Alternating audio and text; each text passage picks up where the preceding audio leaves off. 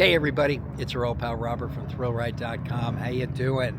So today I'm in Chino, California, which is a little east of where I normally am, and you can probably hear the buzzing of aircraft around me because I'm in the Ontario airport, which is home to something called the Yanks Air Museum, another amazing collection of vintage and modern airplanes. And I just love aircraft, of course. I've been to several air museums in the area in the past, and only discovered this pretty recently, and it seems like it has a really fascinating collection of planes and some other cool surprises. So looking forward to going inside and taking a look around.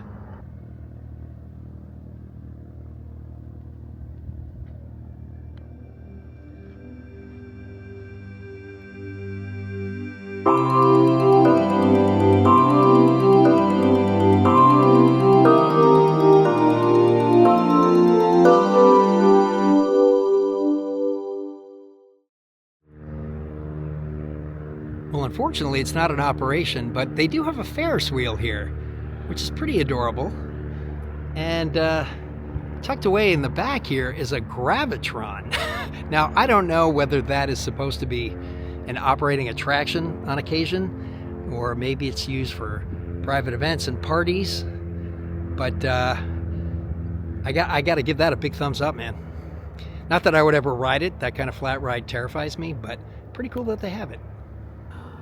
I love that nose art of the flying pony, it looks like. And this is one of those vintage aircraft right out front. Looks to be a World War II vintage propeller plane, perhaps? Don't see any interesting detail or any descriptive panel out front. But yeah, I'm sure we'll find more of the same cool stuff inside.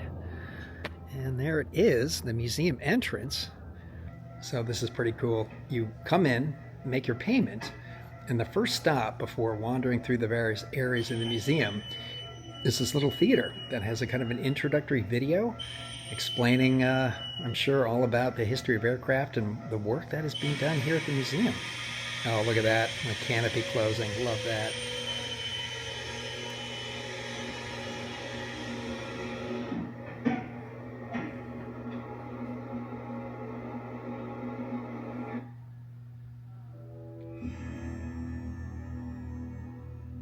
Hello there, and welcome back to the Yanks Air Museum here at the Chino Airport. Now today we'll be talking a little bit about our P-40. As you can see, our P-40 is currently sitting here in our restoration facility because we are in the process of getting it ready to fly. All right, so we're going to head into the first display area, and as I understand it, we're sort of moving through time. So we start back with some of the earliest aircraft and stuff. Wow, yeah.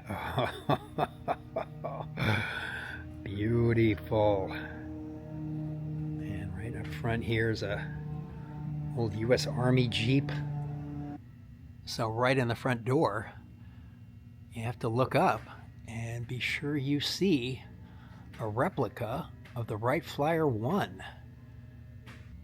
And it is amazing that a photo exists of the Wright brothers' first flight at Kitty Hawk, North Carolina in 1903. December 17th, Orville and Wilbur Wright, bicycle mechanics from Dayton, Ohio, proved to the world that humans would not be bound by the Earth's gravity. By the end of the 1930s, the usefulness of aircraft had been well established. Crews could now expect to be equipped with specialized equipment to both ensure their safety and improve their ability to effectively fly in extreme conditions. The pilot depicted here is equipped with much of the standard clothing and equipment that would have been issued to a fighter pilot in World War II. So tucked away behind this vividly yellow biplane is something called a pigeon flying boat. This was made by the Thomas Pigeon Company in the 1920s, and they haven't established the exact date, but yeah, kind of an early amphibious aircraft. This early biplane was built about 1920, somewhat of a mystery. Not much is known about its model, date of manufacturer, or creator. I'm not finding a descriptive panel for this beautiful yellow biplane, but right next to it is another one that it looks to be an amphibious craft with the pontoons under the wings and under the engine there up front. Yeah, cool. And this is the N3N-3 Yellow Peril. A rugged and dependable trainer during World War II, the N3N served on nearly every naval training field. The seaplane version was used at the U.S. Naval Academy until 1961, becoming the last American biplane in military service. Wow. And here's another beautiful biplane, the Boeing Stearman Model 75, which was another trainer during wartime. It was first introduced, I think it says, in 1934, but its post-war career included more crop dusting, and this particular plane was in the service of the Silver Wings, a stunt flying troop, and you can see the mannequin of the wing walker up there illustrating the incredible bravery of people who would actually do this. I don't know how anybody can stand on top of a biplane like that with very little to hold them on. That's nuts. The Junior was created by the Curtiss-Wright aircraft companies out of an effort to capture the light aircraft market. During the era of the Great Depression, the Junior was inexpensive, easy to build, and a safe-to-fly personal aircraft. So this is a Model 35 flyabout, a two-seat light cabin monoplane, and I very much like the bright red coloration. And I also dig this super cool wooden propeller. Yeah, handcrafted, man. Look at that. And this kind of manufacturer logo burned into the wood. That's awesome. And this blue beauty is a Bird BK 3-seat open cockpit light sports aircraft, which was, according to the information panel, a lot of fun to fly. And none other than Charles Lindbergh, famous aviator, after he took a flight in this, he immediately bought one for his wife, Anne Morrow Lindbergh. Getting a nice audio soundscape of a propeller plane taking off outside. But right now we're looking at a Great Lakes 27-1A Sport Trainer made by the Great Lakes Aircraft Company. There's a brand I've never heard of. I love the logo for the manufacturer that's on the plane, and the decor, this red and white design with the kind of aerodynamic flow of the red on the leading edge of the wing is really gorgeous. And yeah, there's just something that really tickles me to no end about wooden aircraft propellers. Seems very quaint. And this is a product of the Fine Fallon Propellers Company. Oh, based out of Sunnyvale, California. Nice. There is a private event taking place in this space tonight, so there are some tables set up, and I think some information panels have been moved, but I'm totally digging what looks like some sort of strange propeller aircraft hybrid here with the yellow helicopter blades kind of folded back. Gosh, I'm curious. That is really neat. It is pretty quiet in here when there are no planes taking off on the airport. And yeah, I kind of have the this room at least all to myself at the moment, which is pretty great. And of course, not just airplanes on display here. Look at this beautiful motor car. And this is a 1931 Packard 8 sedan. Yeah. If you're stuck traveling on the lowly ground, that is a vehicle to do it in. This is the Travel Air A-6000-A aircraft. And yeah, started to get into the bigger vehicles with the ability to carry more passengers. Designed to fulfill the demand for an airline and private luxury aircraft, the 6000A included seating for 6 passengers, soundproofing, and an insulated cabin. Its nimble performance, despite its size, made it not only a successful business aircraft, but also popular with private pilots who could afford the standard $12,000 to $18,000 apiece. The official designation for this particular kind of aircraft is the F1-103, but it's more commonly known as the V-1 buzz bomb, which is basically the forerunner of today's cruise missiles. Made in Germany and did a lot of damage during the war because it was very light, cheap, and easy to produce. So they produced a lot of these.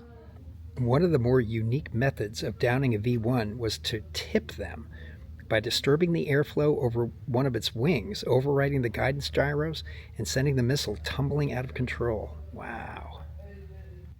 The YP-47M-1 Thunderbolt was the largest and heaviest single-seat fighter ever built and the fastest fighter in World War II.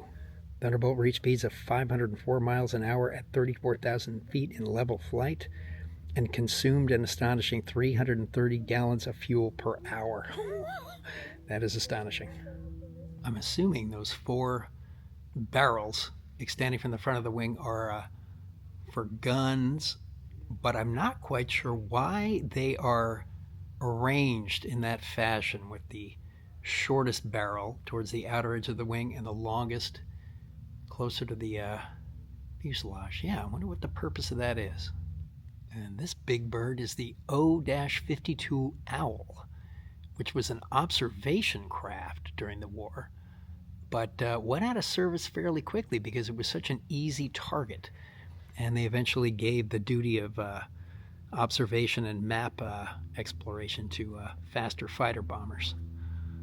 But it's an interesting looking beast. You can see the glass canopy that extends really almost all the way down the body of the aircraft, so the observers inside could get a good look at the environment below them. And this is the B-25J-30NC, that's a mouthful, Mitchell III, a 6-seat bomber. The B-25 test results were impressive. After only 2 weeks of evaluation, it was ordered into production. The first production model flew at Inglewood, California on August 19, 1940. I've never quite understood how people would willingly volunteer to sit in the nose of an aircraft like this with a giant gun, but nothing but glass pretty much surrounding it. This just feels like a very vulnerable position to be in. I could be wrong, but yeah, that's a lot of bravery to sit in that post. That's the name of my next indie rock band, Danger Propeller. This is the P-51D-30 Mustang, commonly called the P-51. And it says that the North American Aviation Company designed and built the P-51 in an unbelievable 117 days. An exceptional long-range bomber escort and a fast and furious dogfighter, the P-51 qualified 281 Allied pilots as aces, second only to the Hellcat with 307 aces. Neat. This is an SBD-4 Dauntless, 2-seat scout/bomber aircraft. A state-of-the-art low-wing monoplane with multicellular wing. This revolutionary development allowed for no external wing braces or stays. Fascinating. And new dive brakes with perforated flaps allowed for a high angle of dive with control speed. It was at the Palm Springs Air Museum that I first learned about these perforated wing extensions that allowed for more precise flying during dive bombing. A very cool detail about this particular aircraft was that it was used as a wind machine by MGM Studios. That's a great way to repurpose a piece of military technology. This dual-engine beast is the F-5G-6-LO Lightning, aka the P-38L. And if one engine couldn't do the job, why not 2? This was a radical departure from the fighter construction of the time. Twin booms, twin engines, and twin tails gave the P-38 twice the size and power of its predecessors. I love this semi-primitive amplification device, which looks like some sort of strange, weird metallic alien flower. Brought to us by the good people of the Federal Signal Corporation. And right next to that is a glass-encased gun turret, the kind you'd find sort of at the top of an aircraft. And then here's one that would hang I would imagine from the nose of the underside. Ugh. That is one tight squeeze. I don't know that I'd want to be stuck in there for any length of time. I love the name and the logo on the side of this plane, the DH-60 GM Gypsy Moth. That is lovely. This popular British design was manufactured in America by the Moth Aircraft Corporation. I love the fact that somebody came up with an aircraft manufacturing company and called it Moth. I tell you, they really know how to use space in here. There's a lot of planes in this particular hangar. And this overhead is an Urco 415D Coupe, a light sport aircraft. And what makes it kind of unique is that it introduced a whole bunch of new, simplified ways to control an aircraft. The Coupe remains a popular light sport aircraft today, and with its unique characteristics, it helped Jessica Cox become the first armless pilot in world history in 2008. This is another biplane trainer aircraft, and I very much enjoy that its name is the YP-9B Cloud Boy. That just feels super appropriate for an aircraft. So this aircraft, the UEC from the Waco Aircraft Company, is apparently the only biplane in the Yanks Air Museum collection that has these kind of tension struts in between the two sets of wings, as opposed to the kind of steel wire framing that you see on all the other biplanes here. Yeah, and some of the other innovations introduced on this aircraft was this thing called the speed ring cowling and these kind of coverings for the wheels to make them more aerodynamic. Overhead, this is another two-seater training glider. And that's kind of a bucket list item for me. I'd love to fly in a glider someday. I hear it is really pretty relaxing because you're just up there in the air gliding around with no engine noise, really nothing to listen to except the wind flowing by outside. Sounds pretty peaceful. Flying in an open cockpit biplane is also something else I'd like to try someday.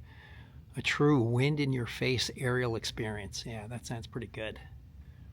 And this one right here we're looking at is a Challenger C-2. And this red beauty is a 4D Junior Speedmail open cockpit biplane.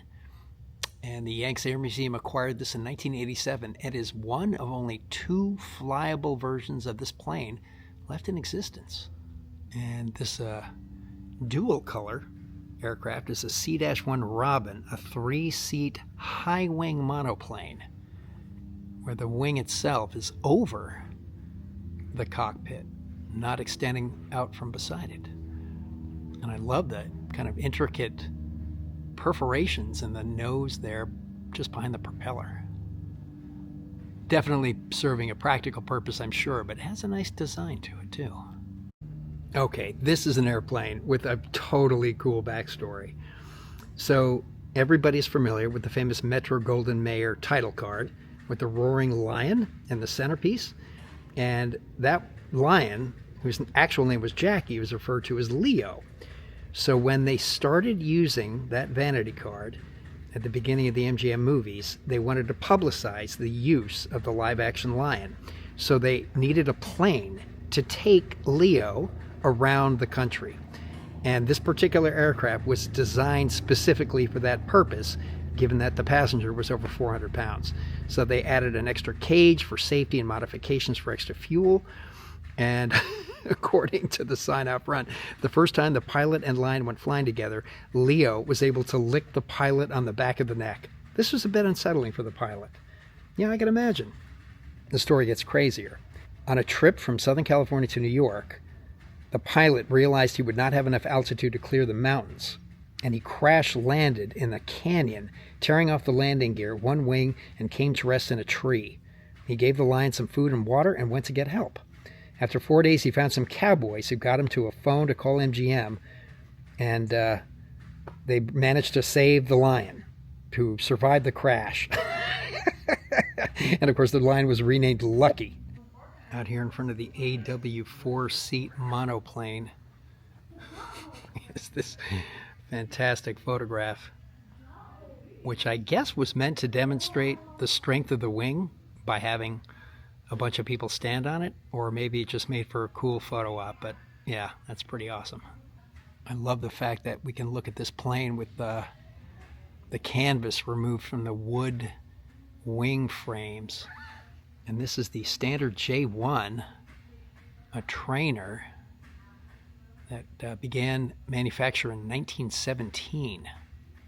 What's fascinating is that along with the Curtiss Jenny, the J1 was a popular aircraft during the heyday of the barnstormers. However, the Air Commerce Act of 2016 ruled that passenger aircraft could not be built of wood and grounded them all. This resulted in the destruction of all but a few of the J1s. Wow. And hanging up above is the Jenny trainer. And if I'm remembering correctly, apparently 95% of American and Canadian World War I pilots trained in this aircraft. Well, I guess it's both the Vans footwear and Cheap Trick fan in me, but I've always loved having this black and white checkerboard pattern on aircraft. Getting a little Mr. Toad's Wild Ride vibes off of this lovely vintage automobile. This hot air balloon basket reminds me, I've never gone up in a hot air balloon, and given that I lived with a fear of heights for quite a while, I'm still not quite sure I'm ready for that. I like to be strapped in pretty tight into something when I go high. These look a little too loosey-goosey. And now we are in the Starfighter hangar, and we are definitely moving beyond propeller-driven and into the jet age. And look at this Blue Angels beauty. Oh, yeah. I remember the first time I saw a Blue Angels air show, and I couldn't wrap my little head around that at all. The precision flying is just, it's mind-boggling.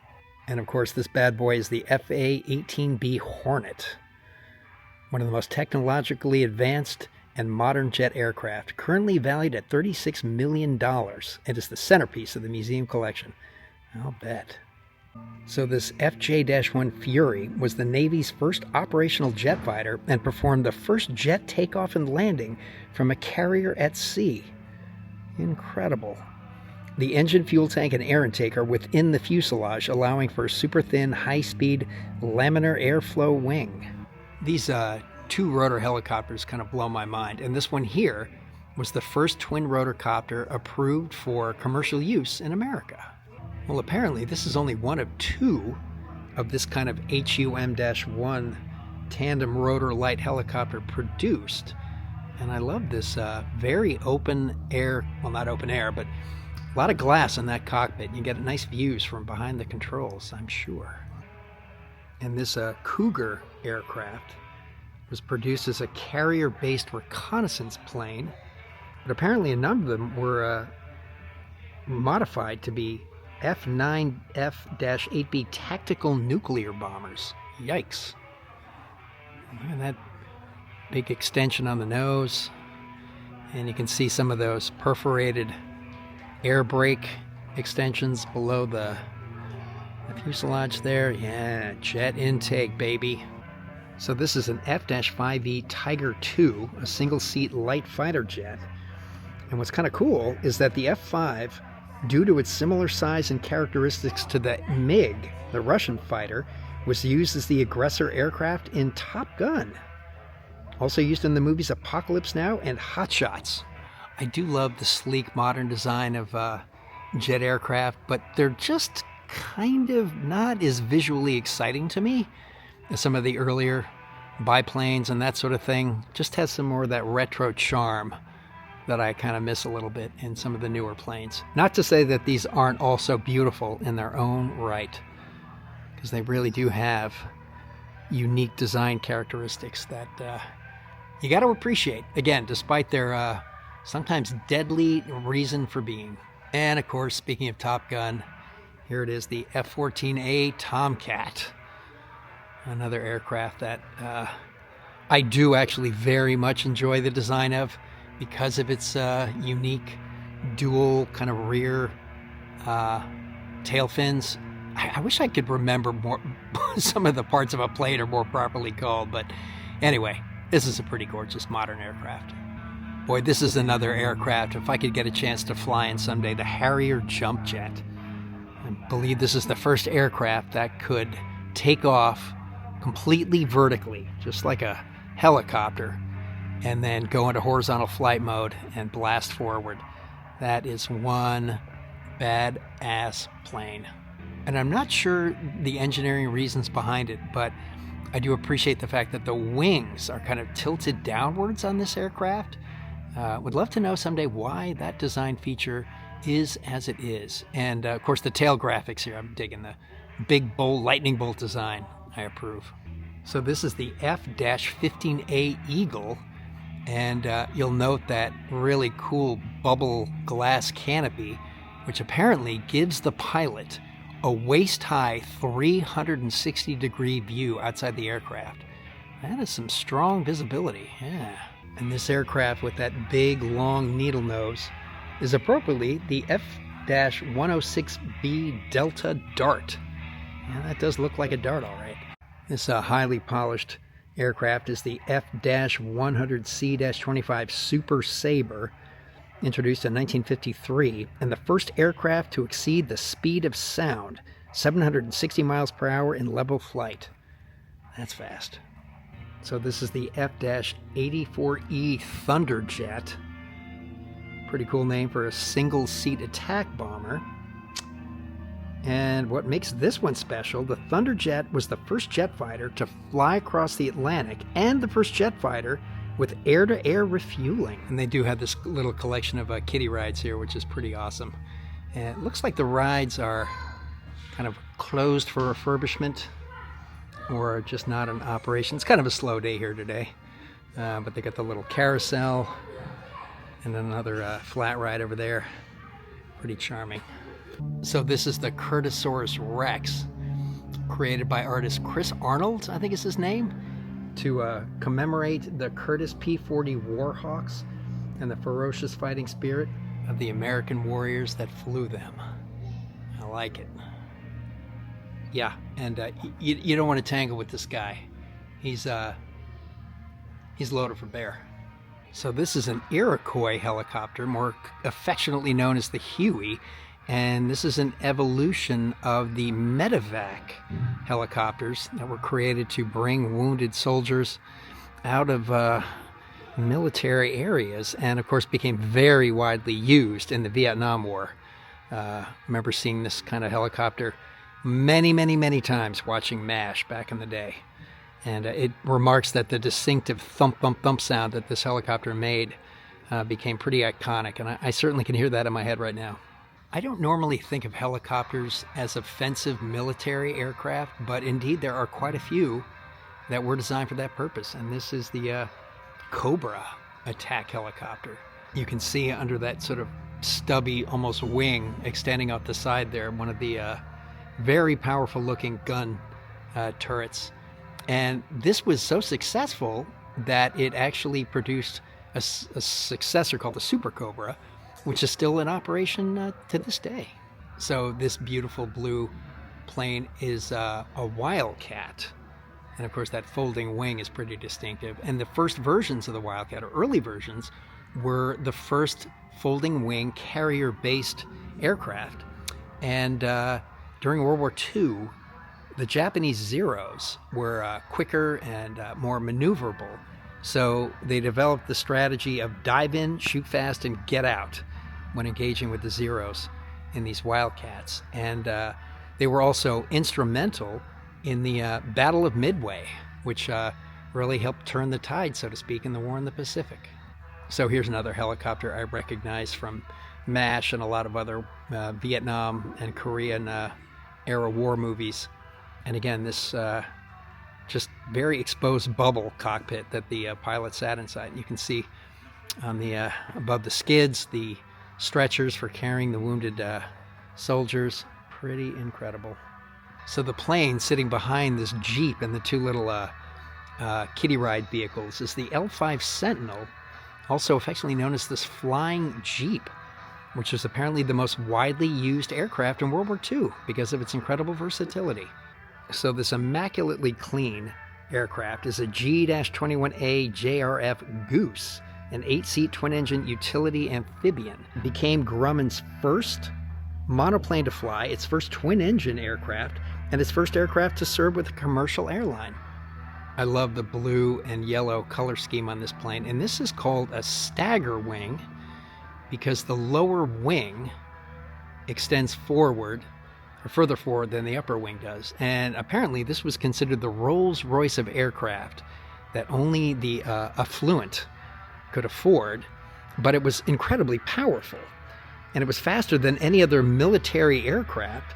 So during wartime, some of these were commandeered for military use.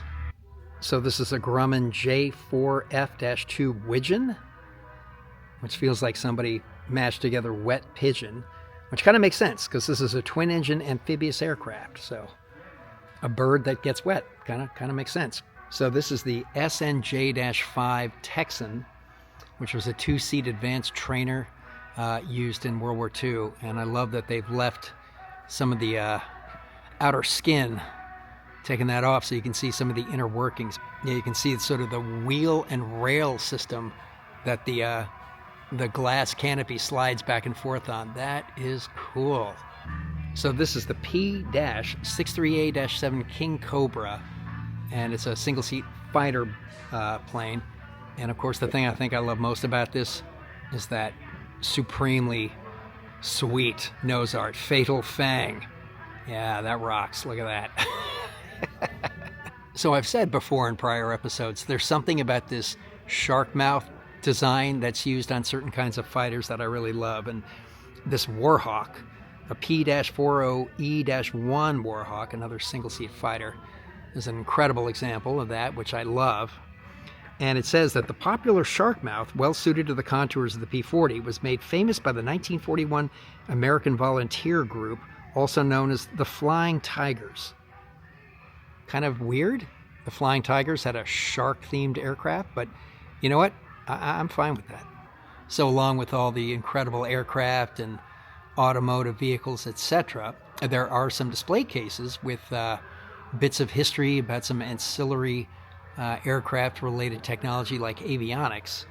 But this kind of blew my mind. On this wall right here, a little bit about autopilots. The first aircraft autopilot was developed by Sperry Corporation in 1912.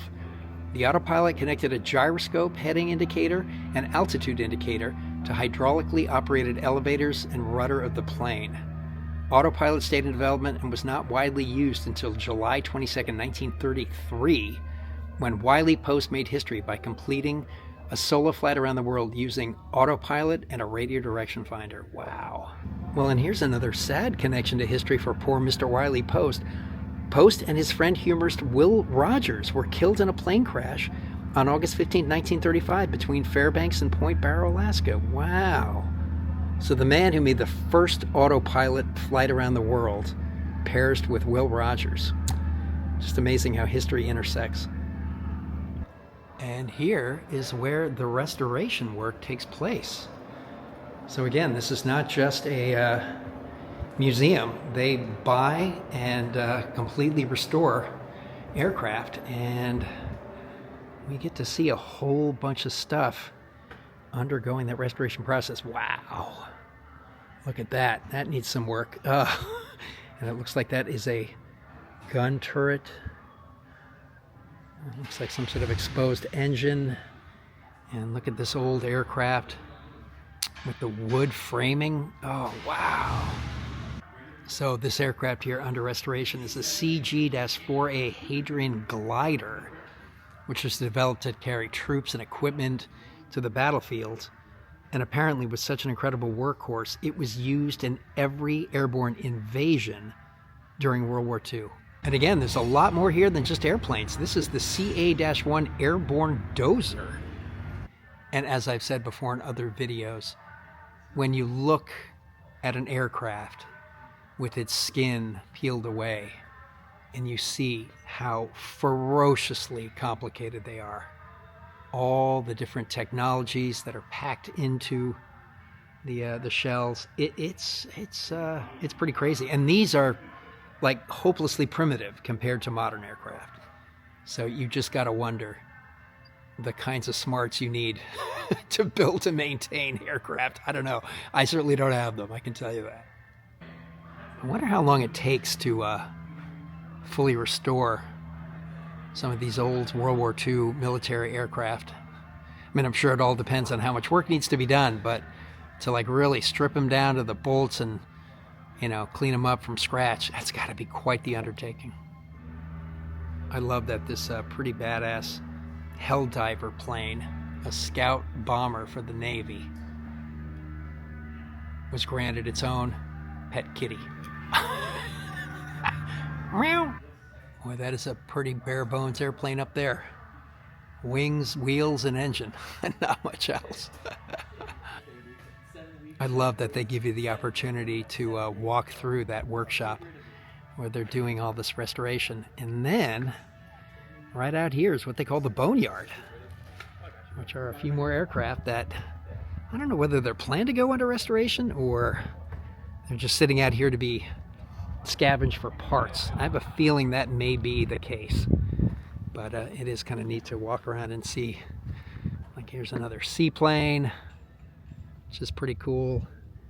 And then over here looks to be a pretty stripped down fighter jet fuselage of some kind. Yeah, look at that.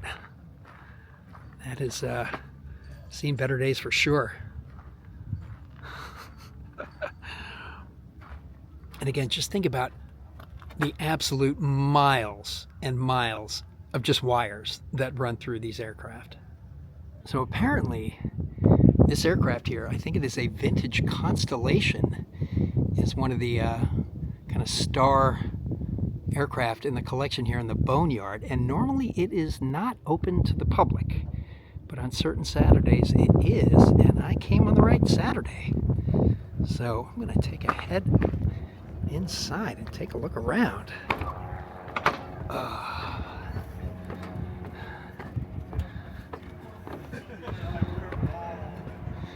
All right, here we go.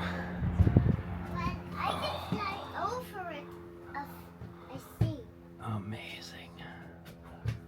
Oh, wow. Are you ready? Yeah, very analog. Hi there. Oh, this is great. Hey, good afternoon. No, it's okay. It's okay. Interesting little handheld device. It is. It's a modern piece of modern video camera technology. This is so cool. So this is the Constellation, yes? It is, sir. So amazing. So can you tell me a little bit about? Constellation. I'm sorry, Super Constellation. Even better. That's incredible. It's called an EC-121T aircraft, the Warning Star, flying airborne radar platform.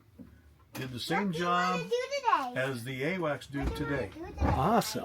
And what were the years? It's kind of service years. It was manufactured in 1953 and it retired in about 73. 20 years. Not bad.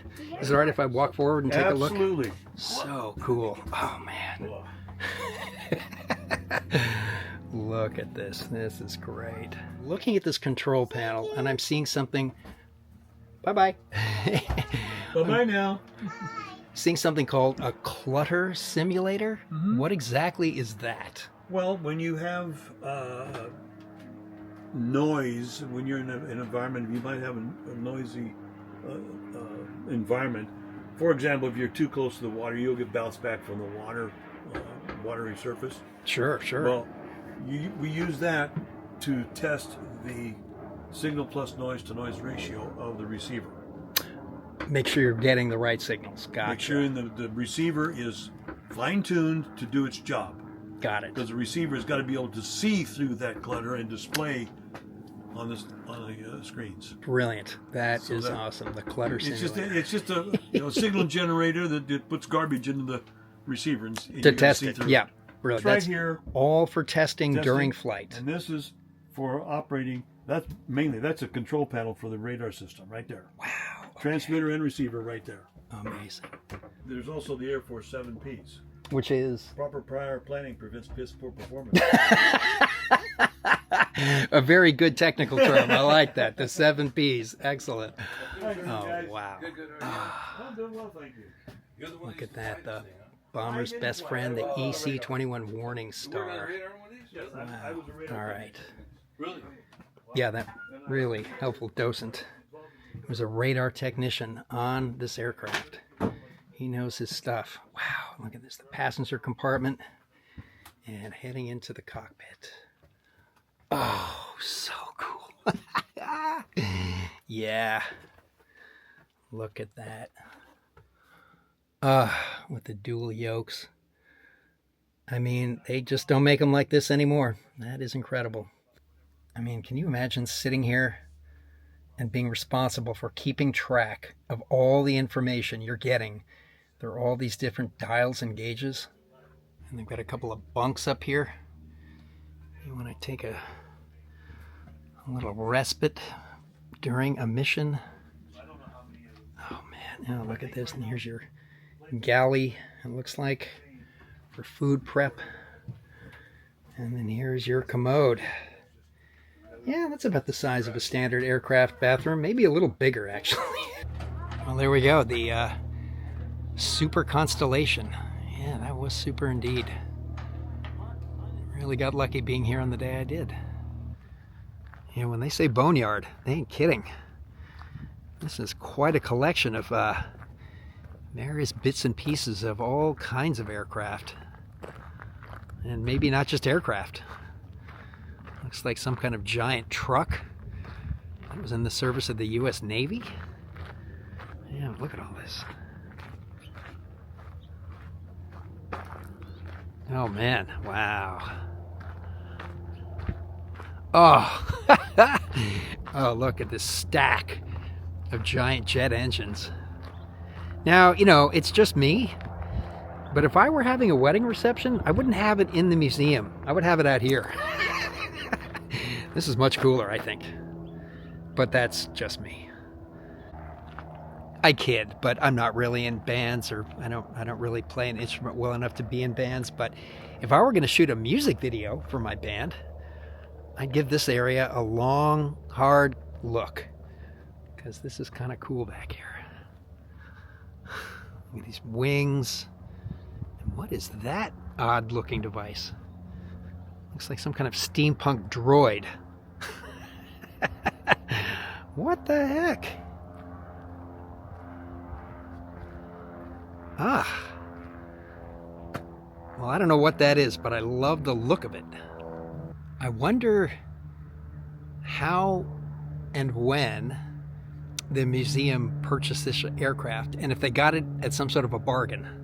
Like, what was the cost of buying a completely decrepit, useless fighter jet? Because if I had the real estate and the money, it'd be pretty cool to have one of these parked somewhere on my property. Okay, so this is some piece of NASA hardware, and that sure looks like it might have been part of a lunar lander or something like that. Or maybe it's just a test bed for a jet engine or whatever, but also pretty cool. Ah, the chirping of the birds, the very creatures that inspired humankind's desire to break free of gravity's tyranny. And what I think these metal strips, are what are used to create temporary runways on temporary airfields in otherwise inhospitable environments. This collection of derelict jet engines just fascinates me. I know I'm repeating myself over and over, but the complexity, the marvel of engineering that these things represent, it's titanic. So great. Like, that's another thing. This is a piece of art as far as I'm concerned. Again, if I had space, get a giant acrylic container and make this the centerpiece of a room in my vast mansion. Man, there really is a lot to see here. The museum hours are 10 to 4. And I mistakenly did not arrive here at 10 o'clock sharp. And I should have. Because I could easily have spent the entire day soaking all this in. But I'm certainly getting enough of a look around to know that I'll be back again.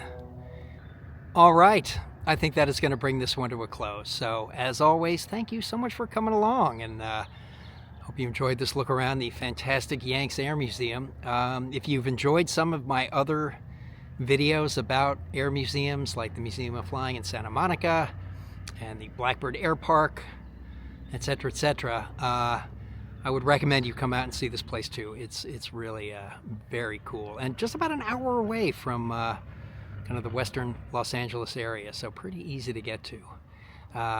And since you're still here, for which I'm so grateful, maybe you consider giving it a like and sharing and perhaps even subscribing. And another great way to support the channel is through the purchase of a Thrill Rags t-shirt. One of your faux vintage dark ride or amusement park logo shirts, available at thrillrags.com. And I am always grateful for those who have purchased shirts, so thank you so much, and hoping some more of you will as well. But yeah, I think that's going to do it. So in the meantime, take care, and we will catch you in the next one.